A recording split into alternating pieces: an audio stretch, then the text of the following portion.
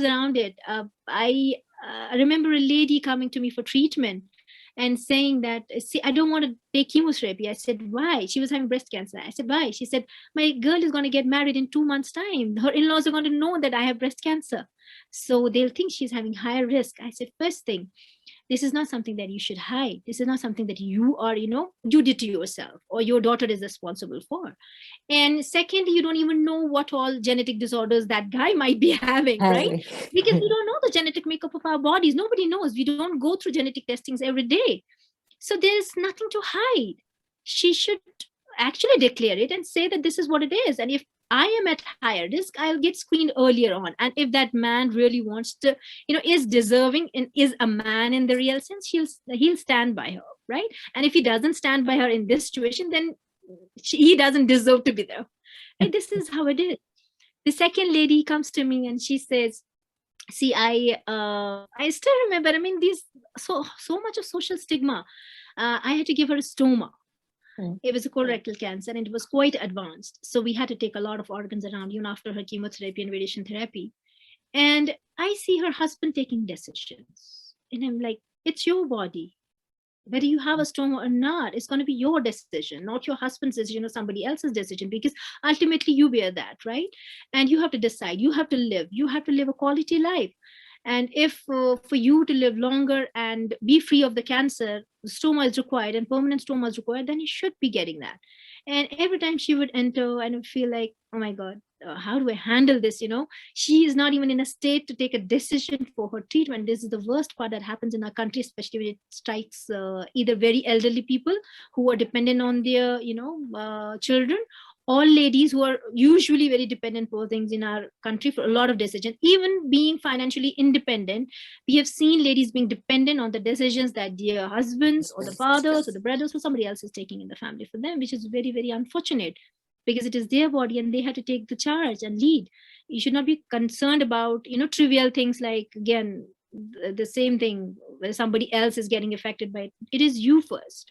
You can do a lot of stuff for your family, for the world, only when you have first taken care of your own self. You are safe, you're healthy, you're living long.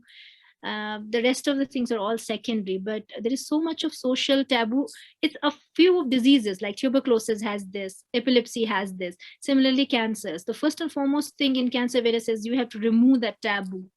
It can happen to anyone and everyone. If we take the figures and project them in 2030, they're saying that 1 in every 8 women will have breast cancer. So where do we stand? Then it's again, as I say, it's a time bomb. So it's the time we take the lead, we take the charge of our own health, and we move ahead in that, and are a part of the decision making. Shabnam, you're not very old by age, but then I'm sure you have seen life and death so closely, and you've seen a lot of people who've gone so close to death and come back, and so many people who had such an uneventful surgery but ended up losing it all. So. Yes. If there are takeaways, 3 takeaways that you would like to leave us with about how to lead our lives, not only as an oncosurgeon, but generally life per se, what have been your philosophies that have made you find happiness and joy? Because you seem to be having so much of energy, passion, you're doing what you love to do, and God has blessed you with everything that you want. But I'm sure there are moments when you step back and look at life and philosophize about life itself. So what have some of your takeaways been about life in general? See, when you talk about the encounters that I've had, like in terms of my patients going so close to death, coming back, let me tell you that there are a lot of other encounters that I personally have had, which have changed my, perception of what life is, and how you can lose it in a jiffy and then nothing else matters. So how to value life and how to value things, how not to price tag things, rather than you have to value them rather than price tag them. So I'll tell you a few encounters that have been my personal encounters, and then I tell you my takeaways from life. For example, I told you I belong to a place which was turmoil hit, so I have escaped. I had a narrow escape from deaths around 7 or 8 times.